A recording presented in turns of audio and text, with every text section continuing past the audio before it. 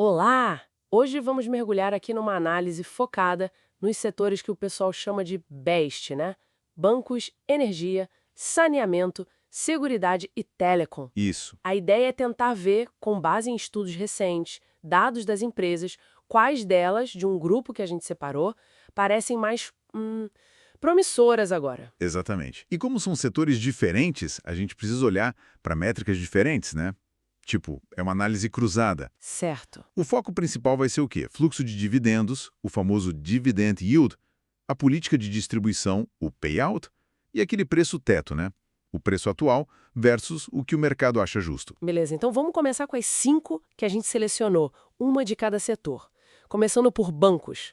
Banco do Brasil, BBAS3. Ele deu o que falar recentemente, né? Sim, sim. Teve a questão dos resultados trimestrais, né? Impactados pelo agro. Isso gerou uma volatilidade, o preço caiu.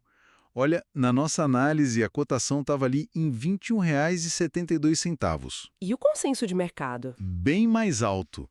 Apontava para R$ 35,63, uma diferença considerável. Uau! Mas e os fundamentos? Porque, mesmo com essa confusão toda, os estudos mostravam um yield projetado de quase 11%, né? Isso é alto. Exato. Os fundamentos, segundo as análises, continuam sólidos.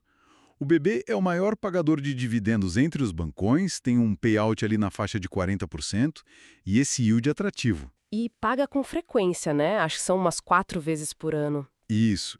A grande questão é, será que o mercado não está exagerando nesse pessimismo com o agro?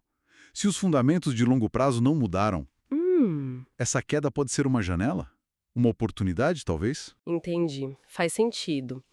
Bom, pulando para a energia, a gente olhou para Taesa, TAE11.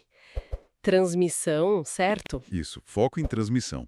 O que chama atenção na Taesa é o payout histórico muito alto, na casa dos 90%, e o yield também estava bom, perto de 11%, parecido com o do BBAS3 naquele momento. E o negócio de transmissão é mais estável, né? Geralmente sim, receita mais previsível, reajustada pela inflação, só que tem um ponto do endividamento. Assim, o pessoal comenta bastante. Como tava isso? Estava um pouco esticado. Cerca de 3,7 vezes a dívida líquida sobre o EBITDA.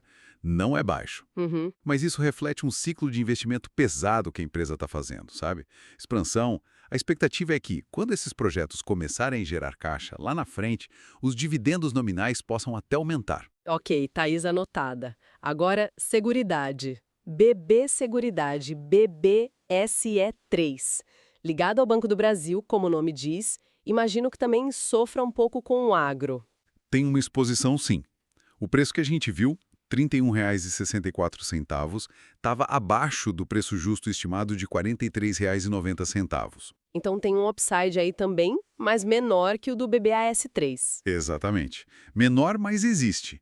E o payout também é historicamente alto, 90%. Paga 2 vezes por ano, E o mercado gosta da qualidade dela, né? Mesmo com essa ligação com o bebê. gosta. Tanto que ela negocia a umas 6 vezes o valor patrimonial por ação, o PVPA. É um prêmio, né? O mercado enxerga a qualidade. Ela sofreu um pouco com aquele descasamento de índices e GPM e IPCA e caiu mais que outras do setor, tipo Caixa de Seguridade. Isso pode ser bom, uma janela também. Certo. Próximo setor, saneamento. A gente destacou a Copasa, CSMG3. Parecia estar num bom momento na análise. Sim, mas aqui a história é diferente. O preço atual, R$ 24,29, estava praticamente colado no preço justo de R$ 24,51. Então pouco espaço para a ação subir e para valorizar o papel. Exato. O foco na Copasa é outro. É puramente dividendo renda passiva. Payout de 90%, yield de 7% ao ano. É mais para quem pensa numa carteira previdenciária, sabe? Menos emoção no preço. Entendido. E para fechar o Best, Telecom, Vivo, VIVT3, o que os números dela mostravam? Olha, a gente viu um PL preço-lucro de 16,5 vezes e um PVPA de 1,37. O preço atual, R$ 28,78, também estava bem próximo do justo, R$ 29,86. Pouco upside de preço também, então. Isso. O grande destaque da Vivo é o payout de 100% do lucro, distribui tudo. E isso gera um yield de 6%. Além da posição de liderança dela no setor, claro. Ok. Então passamos pelas 5.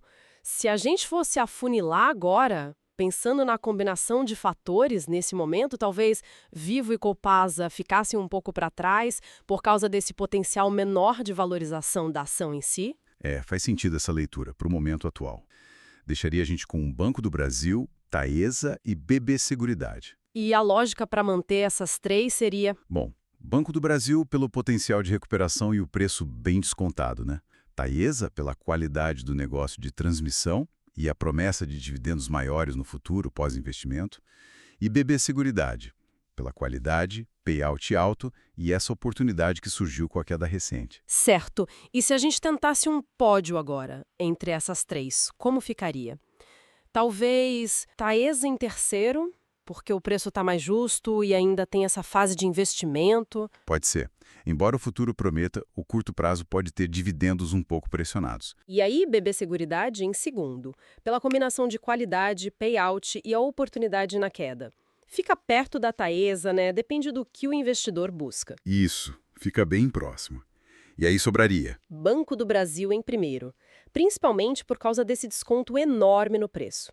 R$ 21,00 contra R$ 35,00 de consenso, mantendo os fundamentos e os dividendos robustos. Olha, essa ordem faz bastante sentido, considerando a fotografia do momento. Mas é sempre bom reforçar, né? A melhor escolha não existe no vácuo. Depende muito do objetivo de cada um, do perfil de risco. Com certeza. E para quem se interessa mais por essa estratégia de dividendos, de valor, tem leituras excelentes, né? Quem quiser saber mais sobre a metodologia do Sr. Luiz Barsi, por exemplo, pode comprar o livro dele, O Rei dos Dividendos. Fundamental. E para aprofundar ainda mais, tem o Investidor de Bom Senso, do John Bogle. E também o Faça a Fortuna com Ações Antes que Seja Tarde, do Décio Bazin. São clássicos, muito bons para qualquer investidor. Ótimas dicas. Os links para esses livros vão estar na descrição para quem se interessar. Fica então a reflexão até que ponto essa volatilidade, esse pessimismo que a gente vê às vezes no curto prazo, pode criar oportunidades reais em empresas que têm bons fundamentos para o longo prazo. Ou, por outro lado, como equilibrar essa busca por dividendos com potencial de ganho no preço da ação. É isso aí. Pensem nisso. E antes da gente ir embora, aquele aviso importante. Ah, sim. Ora, pessoal, esse nosso papo aqui, esse estudo, não é de forma alguma um serviço de análise ou recomendação de investimento, tá? A gente está falando de renda variável, bolsa de valores, o risco existe, ele é inerente. Exato. Qualquer decisão de comprar ou vender é única e exclusiva de cada investidor. Até a próxima. Até a próxima.